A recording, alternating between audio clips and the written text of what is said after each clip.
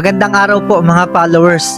Dumating na po yung aking mga order. Napakarami pong dumating po na aking order, no?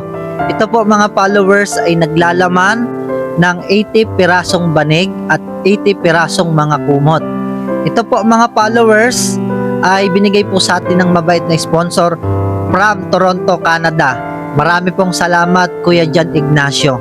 Ito po mga followers ay ibibigay po nating tulong doon sa isang village na kung saan nung una nagbigay po tayo ng solar light at ng kulambo sa 60 family. At yun din po yung village na pinuntahan po namin nung nakaraan, na doon po nag-celebrate yung ating isang sponsor na taga Netherlands. At ngayon po mga followers, may ibibigay na naman po tayong tulong.